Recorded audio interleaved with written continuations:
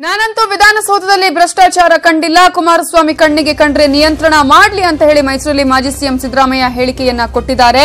HDK ಹೇಳಿದ ಭ್ರಷ್ಟಾಚಾರದ ವಿಚಾರ ನನ್ನ ಕಣ್ಣಿಗೆ ಬಿದ್ದಿಲ್ಲ, ಈಗ ಅವರಿಗೆ ಕಂಡಿದ್ರೆ ನಿಲ್ಲಿಸಲಿ, ಅವರ ಬಳಿ ಅಧಿಕಾರ ಇದೆ ಅನ್ನುವಂತಹ ಮಾತನ್ನ ಸಿಎಂ ಕುಮಾರಸ್ವಾಮಿಗೆ ಸಿದ್ದರಾಮಯ್ಯ ಪರೋಕ್ಷವಾಗಿ ಟಾಂಗ್ ಕೊಡೋದ್ರ ಮೂಲಕ ಹೇಳಿದ್ದಾರೆ.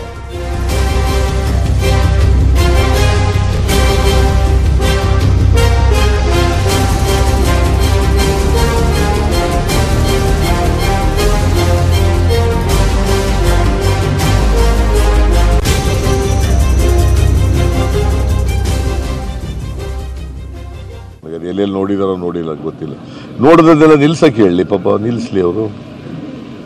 ಈಗ ಅವ್ರು ಎಲ್ಲಿ ಭ್ರಷ್ಟಾಚಾರ ಇದೆ ಅಂತ ಅವ್ರಿಗೆ ಗೊತ್ತಾಗಿದ್ಮೇಲೆ ಅದನ್ನೆಲ್ಲ ನಿಲ್ಲಿಸ್ಲಿ ಬಿಡ್ರಿ. ಎಲ್ಲೆಲ್ಲಿ ನೋಡಿದಾರೋ ಇವತ್ತು ನಾನಿಲ್ಲಿ ವಿಧಾನಸೌಧದಲ್ಲಿ ನಡೀತಿರತಕ್ಕಂಥ ಪರಿಸ್ಥಿತಿಗಳು ನೋಡಿದ್ರೆ ಇದನ್ನ ಯಾವ ರೀತಿ ನಾನೀಗ ನಿಲ್ಲಿಸ್ಲಿಕ್ಕೆ ಸಾಧ್ಯ ಅನ್ನೋದು ಯೋಚನೆ ಮಾಡ್ತೀನಿ. ಮೂರನೇ ಮಾಡಿಯಿಂದ ನನ್ನ ಮಟ್ಟದಲ್ಲಿ ನಾನು ನಿಲ್ಲಿಸಬಹುದು. ನಾನು ಗುರುಗಳಿಗೆ ಹೇಳಿದೆ, ಗುರುಗಳೇ ನನ್ನ ಮಟ್ಟದಲ್ಲಿ ಭ್ರಷ್ಟಾಚಾರ ನಿಲ್ಲಿಸಲಿಕ್ಕೆ ನಾನು ಮೂರನೇ ಮಾಡಿ ಪ್ರಯತ್ನ ಪಡ್ತೀನಿ. ಆದರೆ ಇವತ್ತು ಪ್ರತಿಯೊಬ್ಬರೂ ಇವತ್ತು ಭ್ರಷ್ಟಾಚಾರ ಮುಕ್ತವಾಗಿ ಕೆಲಸ ಮಾಡತಕ್ಕಂಥ ಪರಿಸ್ಥಿತಿ ನಾನು ತರಬೇಕಾದರೆ ಅಷ್ಟು ಸುಲಭ ಇಲ್ಲ ಗುರುಗಳೇ, ನಾನು ನಿಮ್ಮ ಹತ್ರ ಸುಳ್ಳು ಹೇಳಲಿಕ್ಕೆ ಸಾಧ್ಯ ಇಲ್ಲ, ಆದರೆ ಆದಷ್ಟು ಪ್ರಯತ್ನ ಪಡ್ತೀನಿ ಅಂತ ಹೇಳಿದ್ದೇನೆ.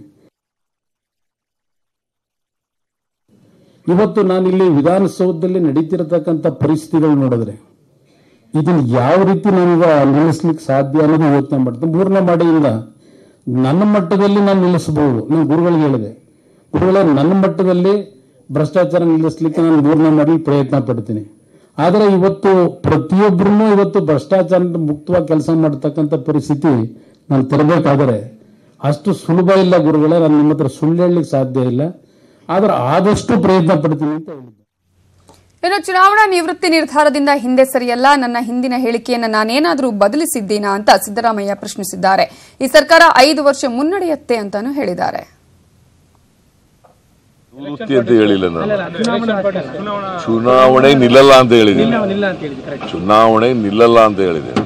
5 ವರ್ಷ ಪೂರೈಸಬೇಕು ಅಂತಲೇ ಜನ ತೀರ್ಪು ಕೊಟ್ಟಿರೋದು ನಮಗೆ. ಜನರು ವರ್ಡಿಕ್ಟು 5 ವರ್ಷ ಯಾವ ಪಕ್ಷಕ್ಕೂ ಬಹುಮತ ಕೊಟ್ಟಿಲ್ಲ. ಸೊ ಹಾಗಾಗಿ ಸಮ್ಮಿಶ್ರ ಸರ್ಕಾರ ಆಗಿದೆ. ಜನ ತೀರ್ಪಿರೋದು 5 ವರ್ಷದವರೆಗೂ ಇರಲಿಕ್ಕೆ. ನಿವೃತ್ತಿ ಅಂತ ಹೇಳಿಲ್ಲ.